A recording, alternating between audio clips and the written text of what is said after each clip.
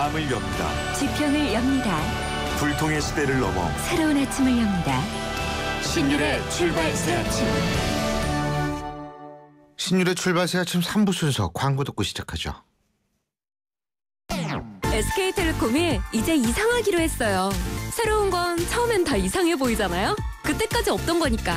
SK텔레콤도 지금까지 없던 새로운 세상을 만들겠다. 그 말이죠. 이상한 생각이 세상을 바꾼다. 이상하자. SK텔레콤. 차우가 같네. 차우가 같아. 2588 대리운전입니다. 기사님 빨리 보내달라고요. 고객님 그럼 제가 갈까요? 제가 누구냐고요? 저 2588 대리운전 홍제동 김수미예요. 어머 고객님 많이 당황하셨어요. 차오르 정렬 2588 도시의 여러분, 저 김연아는 평창에 있습니다. 맑고 깨끗한 강원 평창수와 함께요. 해발 680m, 평창의 깨끗함을 담은 강원 평창수로 오늘도 힘내세요. 평창 동계올림픽 공식 먹는 샘물 강원 평창수. 연아랑 마셔요. 신율의 출발 새 아침. 올해 들어 국내 대표적인 시중은행의 개인 신용대출 잔액이 871억 원이나 늘었다고 합니다. 이게 총액이 아니고요. 늘은 금액이라고 하는데요. 이렇게 개인 부채가 늘어나고 있는 것, 과연 우리나라 경제에 어떤 영향을 미칠까요? 일부에선 이러한 가계부채의 폭등, 우리나라 경제의 폭탄이라고도 얘기를 하는데 좀 자세한 입장 들어보겠습니다. 에듀머니 최윤경 대표 전화 연결합니다. 제 대표님 안녕하세요. 네, 안녕하세요. 예, 이 가계대출이요. 예, 이렇게 많이 늘어난 것 같은데 이게 사실은 1분기 같은 경우에는 대출 잔액이 줄어드는 게 정상이라고 그러더라고요. 예? 그렇죠. 그러니까 보통 연초, 연말 그렇게 성과금을 직장인들이 많이 받잖아요. 예. 이거 가지고 마이너스 통장 같은 경우를 사실은 이제 다시 채워넣기 때문에 예. 그리고 조금 만기가 도래한 신용대출 같은 경우 성과금 받아서 1,000만 원, 2,000만 원 이렇게 일시 상환하는 경우들이 많습니다. 그래서 사실상 연초, 연말에는 좀 신용대출 잔액, 전체적인 가계부채 총량은 늘어날 수는 있는데 신용대출 잔액만큼은 좀 감소하는 것이 일반적인 사례입니다. 근데 이제 올해는 그마저도 늘어났다. 성과금이 사실상 그 부채를 상환하는 데 쓰여지지 못했거나 아니면 다른 사유로 인해서 소득이 감소했거나 이런저런 이유로 인해서 빚이 더 추가로 늘어났다는 걸 보여주고 있는 거죠. 그 이유가 뭐예요? 글쎄요, 가장 큰 이유가 뭔지는 더 자세히 분석을 해봐야 되겠지만, 사실 전체적으로 지금 그 가계빚이 신용대출 잔액뿐만이 아니라, 그 총량 자체도 아주 가파르게 상승을 하고 있습니다. 4월 한 달 지금 한 8조 원가량 이렇게 증가했다. 그래서 증가폭이 그 통계를 잡은 이후로 가장 최고치다 이렇게 얘기를 하고 있거든요.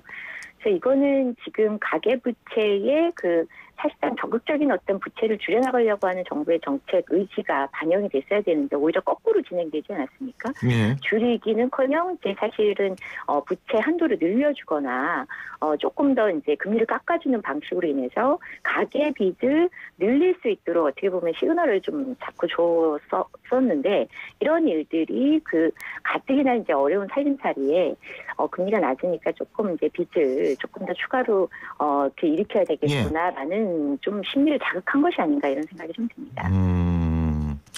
그렇군요. 그런데 지금 은행들 중에서도 이 증가폭이 좀 서로 다른 것 같더라고요. 예? 예, 맞습니다. 그래서 실제 6대 시중은행만 이렇게 분석했을 때 한 870억 원 가량 늘었다고 이렇게 얘기를 하고 있는데요. 근데 이 중에서도 신한은행하고 그리고 또 국민은행 여기가 이제 좀 더 증가폭이 컸습니다. 오히려 하나은행 같은 경우는 이제 오히려 대출 규모가 한 2,700억 원 가량 감소를 했는데 국민은행하고 신한은행 같은 경우는 각각 5천억 원 전후로 이렇게 증가폭이 컸습니다. 그래서 실제로 이제 두 은행의 신용대출 잔액이 굉장히 좀 문제가 됐다라고 볼 수 있을 것 같습니다. 그리고 이런 것들이 주택담보대출 금리가 낮아졌기 때문이라는 영향도 있다고 그러더라고요. 주택담보대출 금리가 낮아졌으면 오히려 사실 신용대출은 감소해야 되거든요. 왜냐하면은 그 주택담보대출 금리가 낮아졌기 때문에 그리고 한도가 늘어났기 때문에 예. 담보대출을 더 일으켜서 조금 더 금리가 높은 신용대출을 상환을 하는 게 보통입니다. 예. 그래서 사실은 더 낮아져야 되는데 오히려 신용대출 잔액이 늘었다. 이 이야기는 주택담보대출도 늘리고 그리고도 생활비가 부족해서 그 빚을 갚느라 생활비가 부족해서 신용대출을 늘리고 있다. 이런 걸 봤을 때 사실 굉장히 위험이 지금 가파르게 그 중산층으로 가계부채 위험성이 증가하고 있다 이렇게 볼 수 있습니다. 보통 그 저소득층이나 조금 신용도가 안 좋은 사람들은 은행에서 신용대출을 일으키기 어렵거든요. 그런 걸 고려했을 때 은행의 신용대출 잔액이 늘었다라는 얘기는 상대적으로 신용 그 평가가 좀 우수한 중산층, 소득 수준이 높은 중산층들조차도 이제 담보대출과 더불어서 신용대출까지 늘리고 있는 그래서 굉장히 가계부채의 이게 질적 악화가 중산층으로까지 확산되는 게 아닌가 이런 우려를 해볼 필요가 있을 것 같습니다. 근데 이러다가 금리가 확 오르면 어떻게 돼요? 금리가 확 오르면 굉장히 큰 문제가 발생하겠죠. 사실 지금 뭐 금리가 거의 초저금리 시대이지 예. 않습니까? 근데 이런 상황에서 담보대출 이자 갚는 것도 굉장히 부담을 느껴서 신용대출이 늘어나고 있는 것이다라고 이렇게 사실 신용대출 증가의 한 원인으로 이렇게 분석을 해볼 수 있는데요. 예. 이런 상황에서 금리가 높아진다는 얘기는 가뜩이나 부채 상환 그 여력이 굉장히 낮은데 그걸 조금 더 악화시킬 수 있다. 그렇다면 중산층들 안에서도 상당수가 채무불이행 상태에 빠질 위험을 초래할 수 있을 것 같습니다. 근데요, 이게 지금 다음 달 혹은 9월 달에 미국이 금리 인상을 할 것이다라는 예측이 많잖아요. 예? 그렇죠. 네. 그렇다면은 이게 금리가 오를 가능성이 높은 거 아니에요, 우리도? 뭐 당연히 그렇게 될 가능성이 있을 것 같고요. 지금 이렇게 미국도 그렇고 일본도 그렇고 이제 금리가 좀 하반기에는 오르지 않겠느냐 그렇게 예측하는 전문가들이 좀 많습니다. 네, 이런 게 사실상 다른 걸 다 떠나서 그 시장에 안겨주는 이 불안이 있죠. 그 불확실성이라는 것도 커질 수밖에 없고 그러다 보면은 우리나라에서도 금리가 따라 올라갈 수밖에 없는데 물론 정부는 계속해서 이제 그 초저금리를 유지하는 정책금리는 초저금리를 유지하는 기조를 유지할 수 있을 것 같은데요. 그렇지만 사실은 정부의 그 기준금리가 낮은 상태라도 시장 전체가 불안하면 시중금리는 올라갈 수 있습니다. 그래서 이런 문제가 가계부채 가뜩이나 심각한데 정부의 관리 밖으로 사실 넘어가고 위험이 가파르게 좀 증가하는 것이 아닐까 이렇게 우려할 대목이 있는 것 같습니다. 근데 이 금리에 대해서 불안한 사람들은 햇살론으로 갈아타면 좀 낫다 이런 얘기 있는데요. 맞습니까? 햇살론은 이제 저소득층의 대상의 그 상품이라고 생각하시면 좋을 것 같고요. 사실 은행에서 신용대출 일으킬 정도면 햇살론을 얘기하기에는 좀 그렇습니다. 왜냐하면 햇살론이 8%에서 한 10% 초반대 금리거든요. 은행에서 신용대출 일으키는 경우는 지금도 6% 전후로 알고 있습니다. 그래서 이 은행의 신용대출보다는 금리가 높고요. 근데 이제 워낙에 우리나라는 금리 절벽이 심합니다. 그 은행에서 빌릴 때는 담보대출의 경우 2%에서 그 신용대출도 6% 이렇게 굉장히 낮은 수준인데 이금융권으로 넘어가기만 하면 10% 중반대 그리고 또 대법대로 가면 30% 수준. 금리 절벽이 너무 심하기 때문에 이렇게 고금리를 쓰는 분한테 햇살론 같은 이제 상품이 좀 부분적으로 도움이 될 수 있다 이렇게 얘기를 하는데요. 사실 햇살론 같은 경우는 이제 좀 저신용자, 저소득층에게 긴급자금, 생활자금 이런 급전을 좀 융통해주는 이 정부의 대표적인 어떤 서민금융 상품인데요. 문제는 이 상품도 사실 연체가 없어야 되고 최근 6개월 내에 부채를 일으킨 기록이 없어야 되고 이런 조건 때문에 사실 저소득층이 이용하는 데는 굉장히 좀 까다롭고 제한적입니다. 근데 이렇게 가계부채가 급증한다. 이거는 사실은 우리나라 경제의 폭탄인데 자 그렇다면 정부는 어떻게 해야 된다고 보세요? 이거 그냥 개인 가계대출이니까 손 놓고 있을 수는 없잖아요. 손 놓고 있어서는 안 되는데요. 예. 오히려 작년부터 이렇게 가계부채 늘리는 정책만 안 폈어도 이 정도는 아니었지 않을까라는 생각이 좀 들고요. 그렇지만 어쨌든 적극적으로 변동금리 대출을 고정금리를 유도하는 정책을 좀 펴야 될 것 같고 전반적으로 정책 금리를 좀 최고금리를 낮춰야 됩니다. 법정 최고이자율이 지금 너무 높기 때문에 저소득층이나 저신용자들의 그런 가계비대 악성화 이것도 굉장히 정부가 감당하기 어려운 것이 아닐까 싶습니다. 예, 오늘 말씀 여기까지 듣죠. 고맙습니다. 네, 고맙습니다. 예, 지금까지 에듀머니의 최윤경 대표였습니다.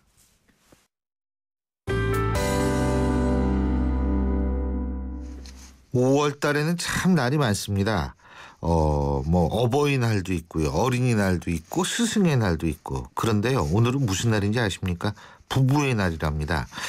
이 부부간에 정말 요새 우리나라의 이혼율이 상당히 높다고 하기 때문에 이런 부부의 날에는 이 부부라는 의미가 과연 어떠한 것인가 이런 거 생각해 볼 필요는 있지 않을까 이런 생각이 드는데요.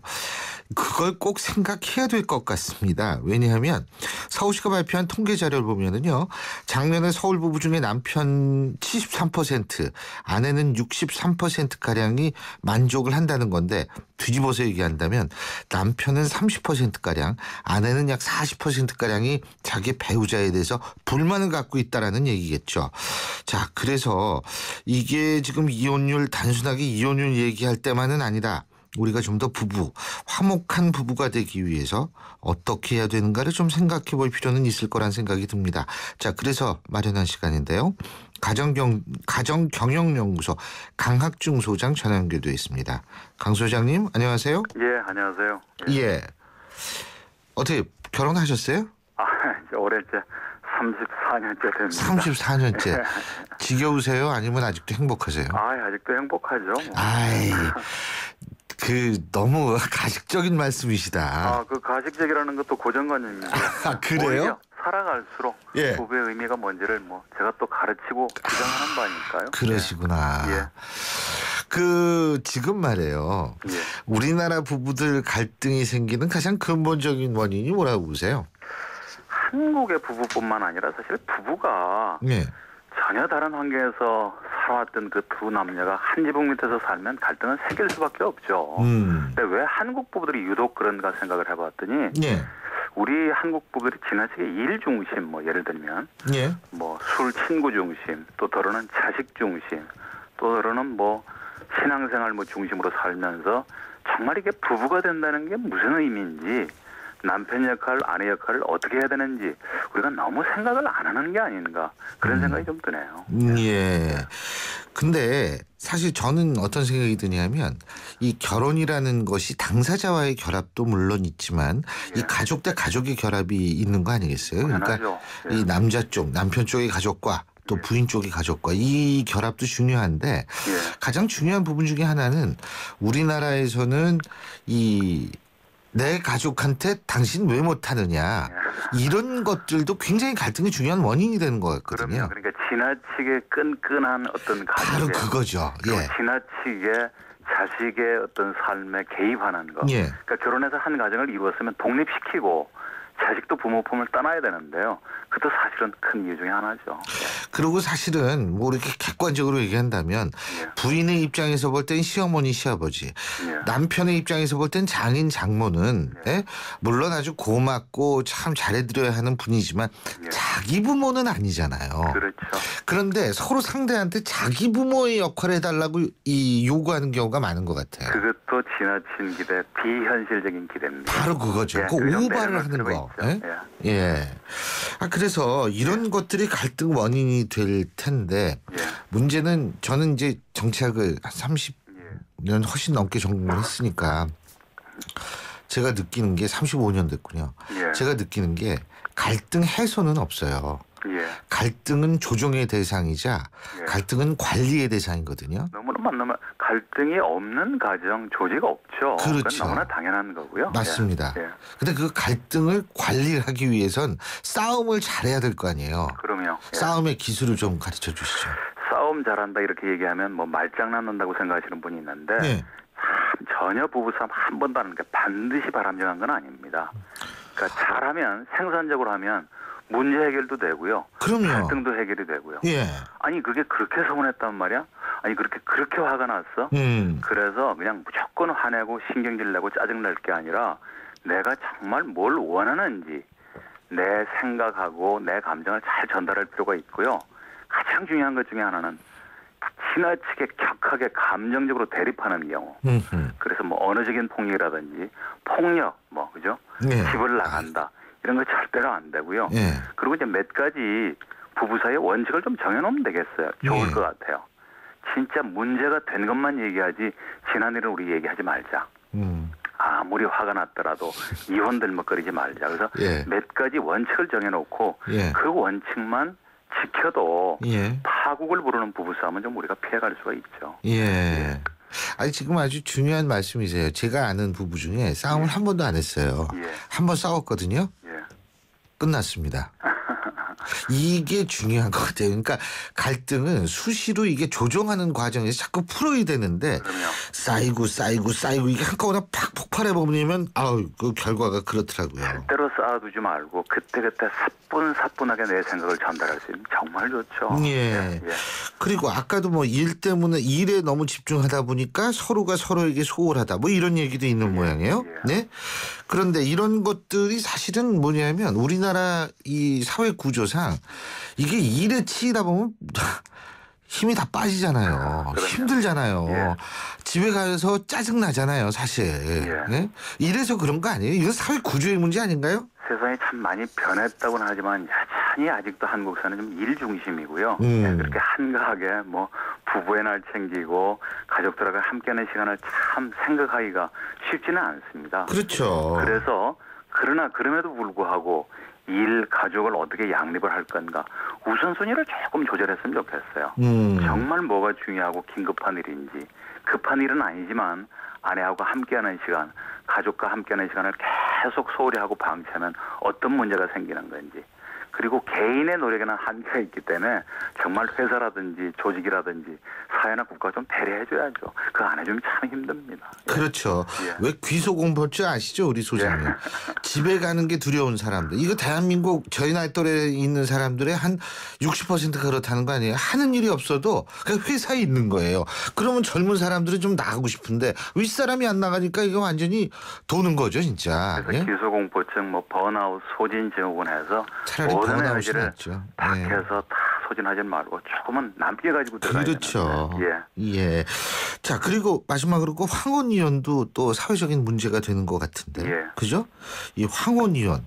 이게 더 문제죠, 사실은. 이거 좀 하지 않으려면 어떻게 해야 돼요? 예전에는 뭐 사실은 이 나이에 뭘 또 그래 그렇지만 이제는 못 참겠다 그러거든요. 예. 그게 절대 남의 일이 아니고 그 이전의 부부관계가 어떠했는가에 따라서 쌓여있다가 터지는 게 황혼이혼입니다. 예. 그러니까 특히 행복한 노후 준비 절대로 빠르면 빠를수록 좋습니다. 그러니까 돈, 건강, 지나치게 재무적인 측면만 강조하지 말고 예. 진짜 가장 중심이 되는 부부관계. 예. 지금부터 둘만의 시간 좀 내서 같이 놀고 함께 어울리고 그죠?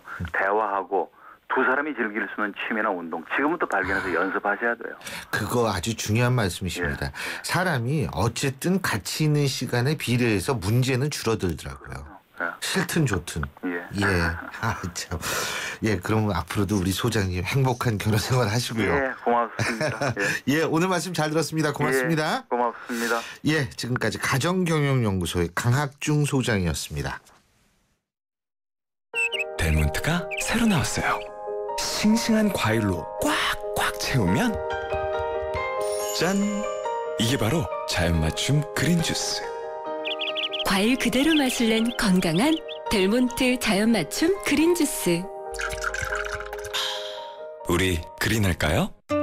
가나다라 마바사 자차카타파 전해주고 싶은 얘기 바람병에 담으면 한 그리 모자랄지도 몰라. 병 하나에 담을 수 없는 초정탄산수 이야기. 파란을 일으키다. 초정탄산수. 가정의 달 5월 쉐보레 5대 차종과 함께하는 쉐보레 러브 패밀리 페스티벌. 지금 스파크, 크루즈, 말리부, 올란도, 캡티바 구매 시 최대 3년 무이자 할부 또는 최대 200만 원 할인. 혜택도 역대급. 5월 한 달간 일부 모델 제외 홈페이지 참조. Chevrolet. Find new roads. 신율의 출발 새 아침 3부 순서는 여기서 줄이고요. 잠시 뒤 4부에서 뵙겠습니다.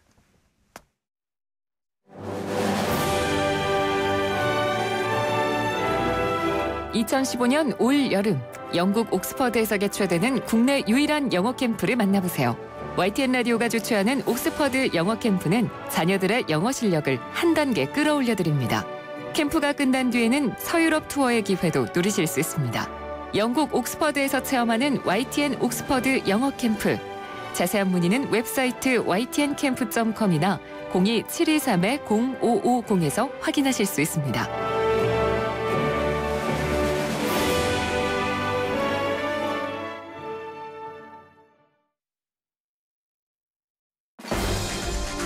날카로운 분석, 내일을 보는 시선, 신율의 출발 새 아침.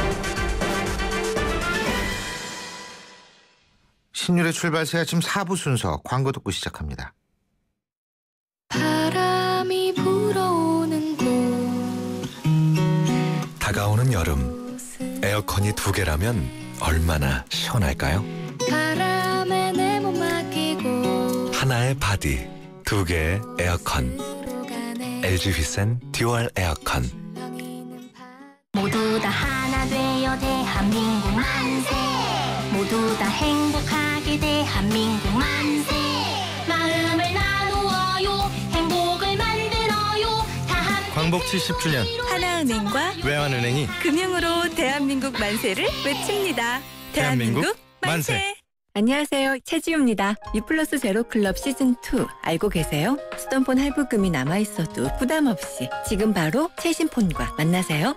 6개월간 할부금 제로, 최신 폰을 부담 없이 갖는 유플러스 제로클럽 시즌2. 할부원금 6개월 납부 이후 24개월 균등 상환. 7월 31일까지 자세한 사항은 홈페이지를 참조해주세요. 안녕하세요. 차승원입니다. 제가 문제 하나 낼게요.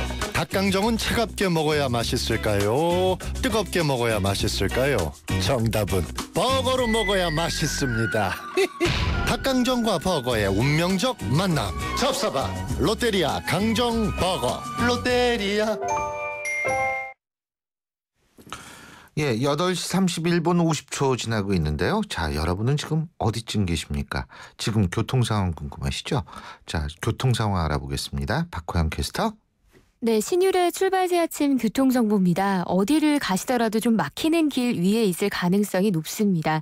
성산호 광화문 쪽으로 연인아들목과 봉원고가차도 지나는데 밀리고 있고요. 강남대로 영곡동 쪽으로는 노년역과 신노년역 사이 3차로에 승용차끼리 부딪히는 사고가 있어서 북은 지나기 어렵습니다.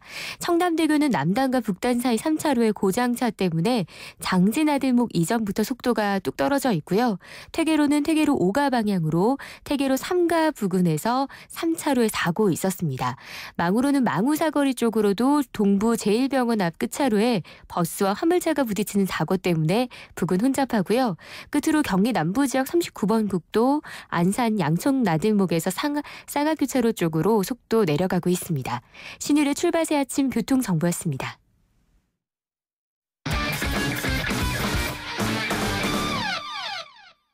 예, 박화영 캐스터 수고하셨고요. 자, 이번엔 스포츠 소식 알아보겠습니다. 최동호 스포츠 평론가 연결하죠. 안녕하십니까?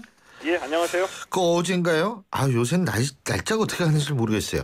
그 LA 다저스 류현진 선수 말이에요. 예? 이 어깨 부상 때문에 수술 받는다 뭐 이런 말씀하셨는데 다저스 구단이 공식 발표한 모양이죠?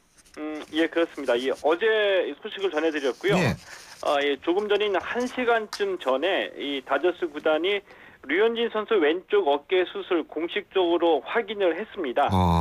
이 다저스 구단이 발표에 따르면은 류현진 선수가 내일 어깨 관절경 수술을 한다고 밝히면서 그동안 이 류현진 선수의 어깨를 살펴왔던 엘라트레체 박사가 수술을 집도한다고 밝혔거든요. 내일 수술하게 되면은 류현진 선수는 올 시즌은 완전히 뛰지 못하게 됩니다. 아이고, 완전히 뛰지 못한다. 그러면은 그렇게 한 시즌을 쉬어버리면 이거 다시 이제 다음 시즌 할 때도 좀 준비 기간이 필요한 거 아니에요? 일단 이 관절경 수술은 그러니까 어깨 부위는 이 투수로서는 굉장히 치명적인 위험한 부분이거든요. 근데 이 관절경 수술은 일반적으로는 수술 후에 빠르면은 한 1개월 정도의 재활이면 괜찮다라고 하는데요. 수술이 끝나고 난 뒤에 수술 결과를 지켜봐야 되는데 자칫하면은 어깨는 워낙 민감한 부분이기 때문에 재활하는 데 시간이 오래 걸릴 수도 있는 상황입니다. 예, 그렇군요. 어쨌든 참 걱정이네요. 예, 잘 돼야 되겠죠. 글쎄 말이에요. 참 그리고 어제 아시아 축구 연맹컵 챔피언스리그 16강 1차전이 열렸다고 하는데 예. 성남 FC가 광저우 헝다인가요? 이게 헝다를 이겨서 화제가 됐네요. 예. 아주 돈이 많은 구단이라며요. 이 광저우 헝다라는. 예. 이 헝다가 기업의 이름인데요. 중국에 있는 그 부동산 기업입니다. 굉장히 돈이 자꾸 많죠. 헝다 그래서 무슨 헝그리가 생각이 나가지고 그렇게 부자 기업이구나. 예. 그러니까 이 광저우 헝다가 이 아시아 최고의 갑부 구단이라고도 할 수가 있어요. 예. 비교하자면 성남의 연간 예산이 150억 원 정도 되는데 광저우 헝다는 1,000억 원을 넘게 쓰는 구단이거든요. 뭐 대표적인 예로 지난 1월에 이 광저우 헝다가 이 브라질의 국가대표인 이 굴라트라는 선수를 영입했거든요. 예. 이때 이 몸값 이적료만 1,500만 유로니까 우리 돈으로 182억 원을 썼습니다. 그러니까 이 광저우가 데려온 이 굴라트라는 선수 한 명이면은 우리나라 이 성남 구단을 1년 운영하고도 돈이 남는다는 얘기거든요. 그렇게 말씀하시니까 너무 비참해지네. 예.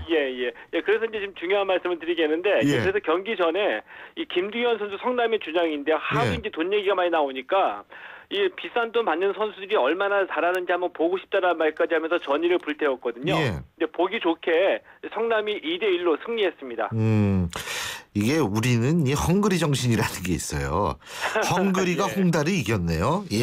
그렇군요. 자, 그리고 경호실장기 전국 사격대회에서는 중국에서 귀화한 이 장금영 선수요. 최우수 선수로 선정됐다 그러죠?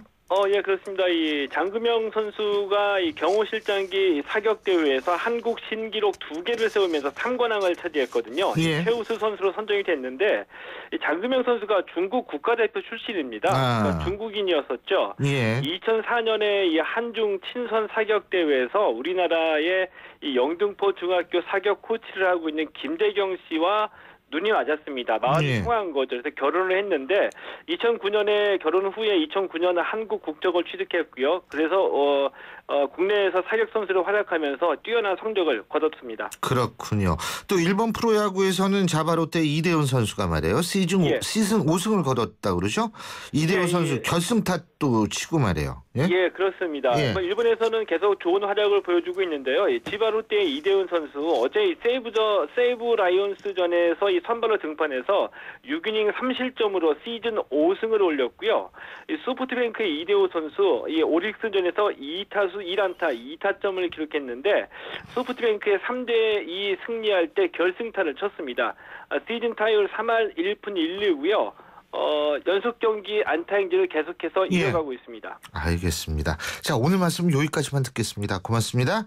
고맙습니다. 최동문 스포츠 평론가였습니다. 영화로 뉴스를 읽어보는 시간, 시네마인 뉴스.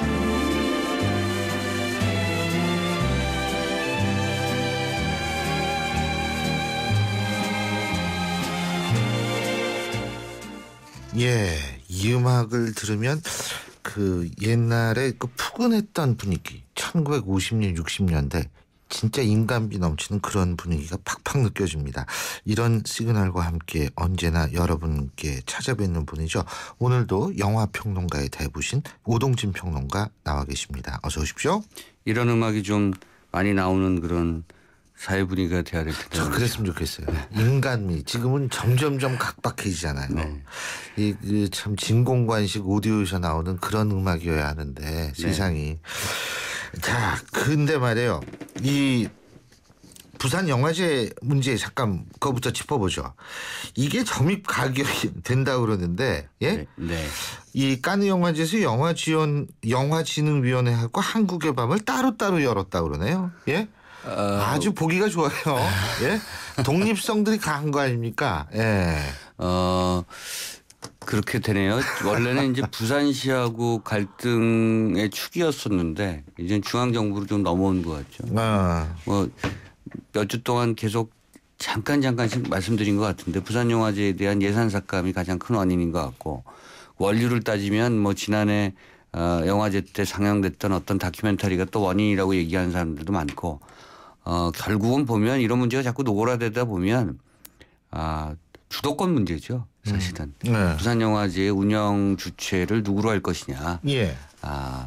부산시가 부산영화제는 내 거다 이렇게 하거나 아니면 부산영화제가 사실 지난 20년 동안 영화인들이 만든 거니까 예.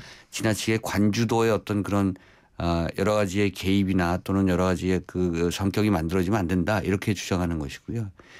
조금 그 조율을 할 필요가 좀 생긴 거죠 이제. 뭐 어쨌든 간에 그 특히 이탈리아 같은 경우가 한국과 좀 비슷한데요.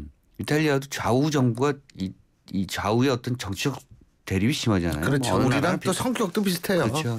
또 브런또 막 그러고 그렇죠. 차오 그러고. 네. 그럼에도 불구하고 그 총리는 또 이상한 총리가 또 계속 거기도 뭐 여러 가지 문제가 많은 총리가 베를루스콘인가요? 네, 베를루스콘. 그럼에도 불구하고 그렇게 또 일정한 지지를 계속 받고 있는데 거기도 정부가 어떤 형태가 되느냐에 따라서 뭐 베니스 영화제의 수장이 바뀐다든가 뭐 또는 뭐 영화제를 둘러싼 여러 가지 문제가 발생한다든가 또는 영화제뿐만 아니라 뭐 네. 문화권에 대한 여러 가지 문제들이 많이 생기거든요. 네.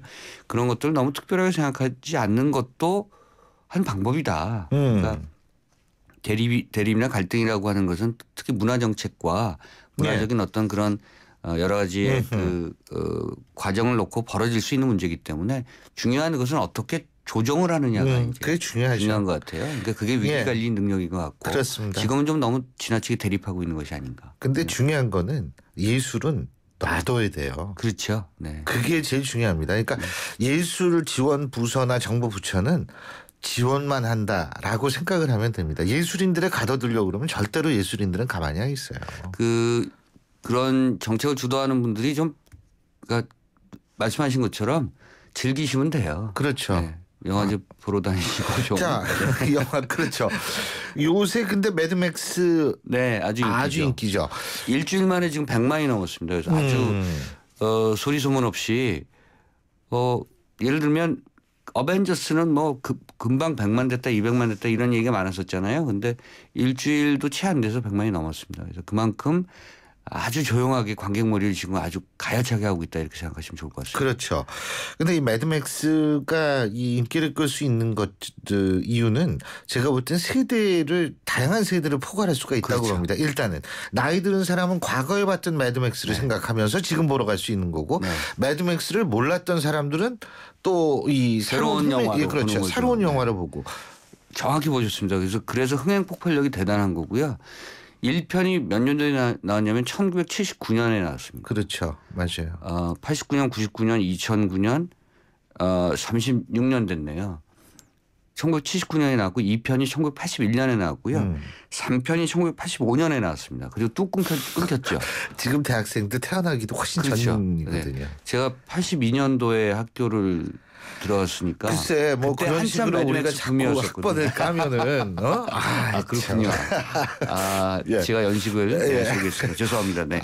어쨌든 재미있는 점은 보통 이렇게 한 30년이 지나면은 새로운 세대가 영화를 만들잖아요. 속편을. 같은 감독이 만들었다는 거죠. 글쎄요. 1979년과 81년과 85년에 영화를 만들어서 뚝 끊겼던 매드맥스하고는 전혀 상관없이 로렌조 오일 같은 영화를 만들던 감독이 다시 자기가 젊었을 때 정말 매드에서 만들었던 정말 열광적으로 만들었던 매드맥스 시리즈를 다시 만들었습니다. 그러니까 이 호주 출신의 조지 밀러 감독이 나이가 지금 70인데요. 매드맥스 4를 만든다고 그랬을 때 좀 아닌 거 아닐까? 감이 떨어지지 않았을까? 뭐 이렇게 생각했었던 거죠. 그런데 매드맥스 4를 보고 이번에 분노의 도로를 보고 사람들이 깜짝 놀란 거예요. 그러니까 1편, 2편, 3편 업그레이드 됐는데 30년 만에 30년 정도 업그레이드 된 새로운 정말 아주 현대적 감각의 SF 영화를 만든 거죠. 그리고 주연 배우가 톰 하디와 샤를리즈 테론인데요. 두 배우가 워낙 뛰어난 연기를 펼쳐 보이고 그리고 이 서브 캐릭터들이 주변의 그 연기자들이 너무나 잘해줬기 때문에 이 영화 갖고 있는 어떤 총합의 어떤 그 에너지가 강하게 느껴지는 그런 작품이고요. 톰 하디는 여러분들이 어디서 저 사람 어디서 왔을까 이렇게 생각하시면 얼굴을 보신 적이 없을 수도 있어요. 왜냐하면 배트맨 시리즈에서 마지막 시리즈에서 얼굴에 가면을 쓰고 나오는 악당이 있죠. 예. 조커 대신에. 예. 그 배우가 톰 하디입니다. 지금 할리우드에서 가장 촉망받는 배우 중에 한 명이고요.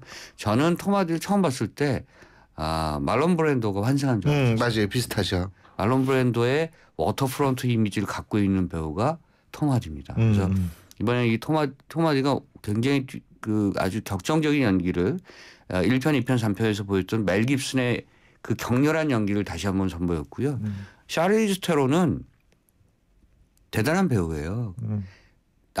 남아프리카 출신의 가장 아름다운 여배우라는 소리를 듣는데 이번에 또 머리를 빡빡 깎고 네, 가장 거친 여성. 마치 그렇죠. 한쪽 팔이 없는. 네, 3편에서 나왔던 티나 터너의 새로운 여전사의 모습 같은 뭐 이런 모습으로 나와서 지금 젊은 영화 팬들이 굉장히 환호하고 있고요. 말씀하신 것처럼 지금 우리 신유 앵커께서도 보신 것 같은데 뭐 연식을 얘기하면 안 되겠습니다. 괜찮아요. 저는 우리 오동진 평론가보다 나이가 위입니다. 네, 50대 이후의 관객도 매드맥스 4를 보러 가고 있다는 거죠. 이거는 지금 양손에 떡진 영화입니다. 그렇죠. 젊은 관객과 나이 든 관객을 다 가지고 가고 있으니까 지금 박스오피스 1위를 달리고 있는데 한동안 계속 갈 것이다 이렇게 예상하고 있습니다. 저는 사실은 어벤져스 2를 봤을 때는 그 안에 있는 어떤 뜻 같은 게 제가 머리가 좀 나빠서 그런지 보이지가 않았는데 매드맥스 4의 가장 큰 점은 제가 이제 정치학을 전공하는 사람으로서 봤을 때에는 종교와 권력은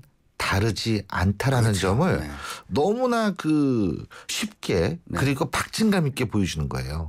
그래서 저는 이 영화가 참 굉장히 또 깊은 면이 있구나라는 걸 느꼈어요. 네, 그 속에서 나오는 뭐랄까 데스메탈적 의식과 패션과 이런 것들도 그러고 그렇죠. 네.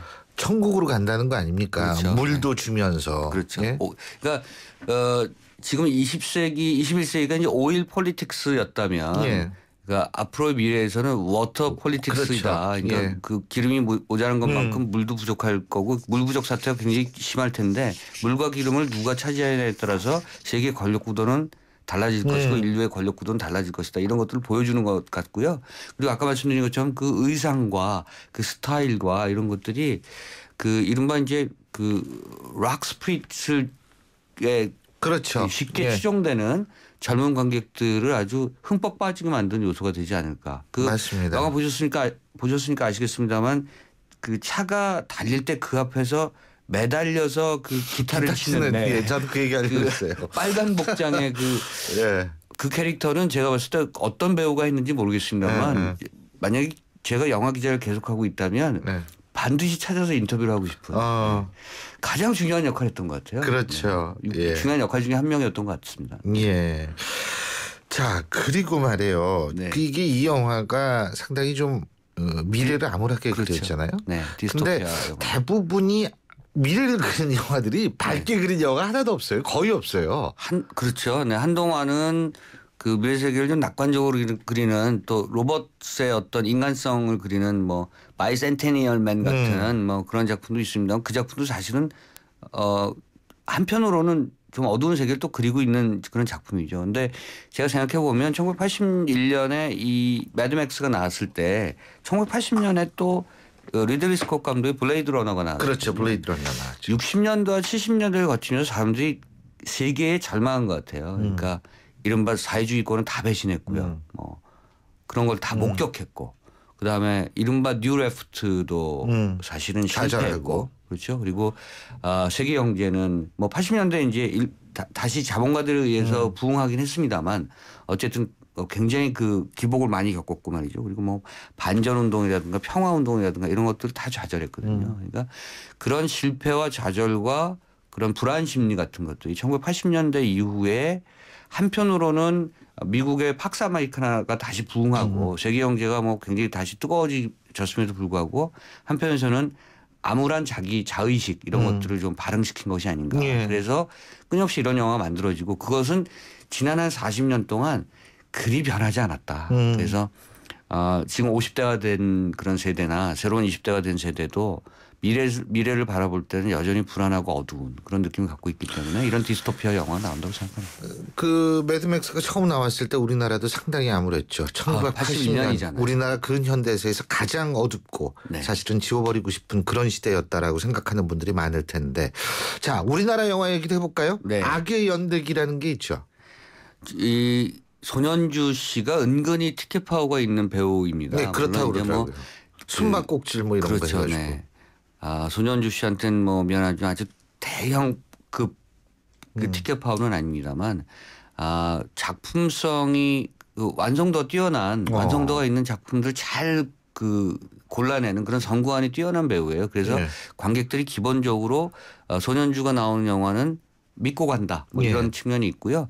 이 악의 연대기가 지난해 나왔던 끝까지 간다와 좀 비슷한 이야기 골격 구조를 갖고 있습니다. 한 경찰이 살인 사건에 휘말리게 되고 자기의 그 범죄 잠재적 범죄를 포함한 실질적 범죄를 덮기 위해서 또 다른 범죄와 또 다른 범죄가 이제 계속 중층적으로 얽힌다는 얘기고요. 그 경찰 내부의 여러 가지 문제가 그 폭로가 되거나 드러나게 된다는 그런 얘기죠. 저는 이런 류의 영화가 갖고 있는 스피디한 감각이 아마 관객들에게 뭐랄까 이렇게 가보고 싶게 만드는 매혹적이게 만드는 그런 요소가 돼서 지금 100만이 넘었고요. 지금 잘 되고 있더라고요. 잘 되고 있습니다. 네. 그래서 어디까지 갈 것인가 이렇게 생각됩니다. 또 한편으로 보면 지난 한 2, 3개월 동안 영화 너무 없었어요.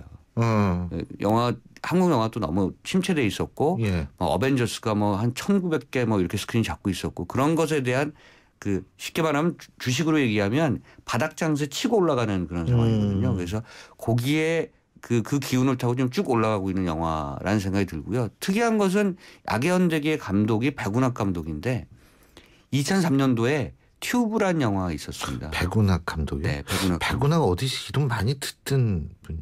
그분이 그 장명 아니죠. 뭐 그런 거 같은데. 그렇죠. 예. 그리고 장명수에서 좀 많이 봤죠. 백운학 감독이 어쨌든 2003년도에 영화를 만들고 12년 만에 지금 영화 만든 겁니다. 그래서 저는 이 영화 감독이 참 불굴의 의지를 갖고 있다는 생각도 들고 영화 만들기라고 하는 것이 얼마나 어려운 한국 사회에서 뭐 그건 할리우드도 마찬가지입니다만 그런 것을 다시 한번 느끼는 그런 계기가 됐습니다. 뭐 극비수사라는 것도 6월달에 뭐 한다고 이번에 나오죠. 이제 6월달에 지금 작품들이 쏟아져 나오는데요.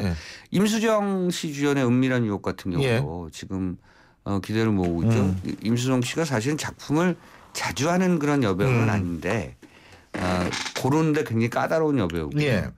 내 안의 모든 것으로 한 600만 관객을 모았던 그런 여배우인 만큼 이번에 나오는 은밀한 유혹도 좀 기대를 모으고 있고 지금 말씀드린 것처럼 작품들이 한꺼번에 지금 나오고 있어서 조금 극장가가 살짝 다시 한번 달궈지지 않을까 이렇게 생각됩니다. 알겠습니다. 자 마지막으로 어떤 음악 들으면서 오늘 헤어질까요? 매드맥스 3편에 나왔던 티나 터너가 거기서 나왔죠.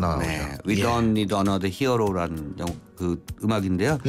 매드맥스 생각하시면서 3편 음악 들려드리겠습니다. 그렇죠. 이때 참 티나 터너가 강렬한 이미지를 남겼었는데 We Don't Need Another Hero 함께 들으면서 그 이후에 티나 터너 같은 사람 없죠. 없죠. 자 그러면 오늘 오동진 평론가는 여기서 작별하겠습니다. 오늘 말씀 잘 들었습니다. 감사합니다. 고맙습니다. 네.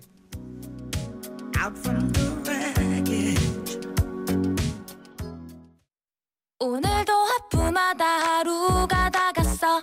잠깐 활력이 필요해. 기운이 뿅 생겨났어. 활력이 슝슝 생겨났어. 착한 활력 비타민으로 채워주세요. 착한 드링크 비타오백.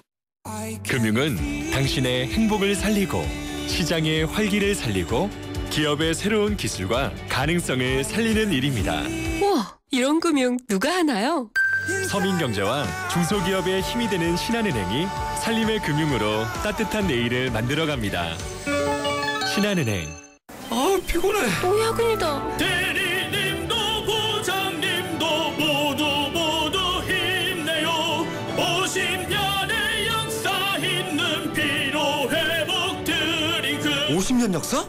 영진 구론산 밤원드. 50년 동안 언제나 피로회복에 영진 구론산 밤원드. 5, 4, 3, 2, 1, 0. 5월엔 이자가 제로. 아반떼, 소나타 하이브리드를 5월에 구매하시면 최대 36개월까지 이자가 제로. 이자 부담 제로 프로모션. 선수율 20% 이상. 홈페이지 참조. New thinking, new possibilities. 현대자동차. 블레이드 1주년 기념 대규모 업데이트. 신규 캐릭터 리몬 전격 등장. 신서버 대오픈. 입장만 해도 보석 청기와 제강 장비가 공짜. 액션은 반격이다. 블레이드 포카카. 2016년 12월 31일까지 15세 이용가. 신율의 출발 새 아침 목요일 순서. 오늘 순서는 여기서 모두 줄이겠습니다. 여러분 오늘 하루도 정말 힘차고 나름대로 기억에 남는 하루 되시기 바라겠습니다. 저는 내일 아침 7시 20분에 다시 찾아뵙죠. 지금까지 신율이었습니다. 고맙습니다.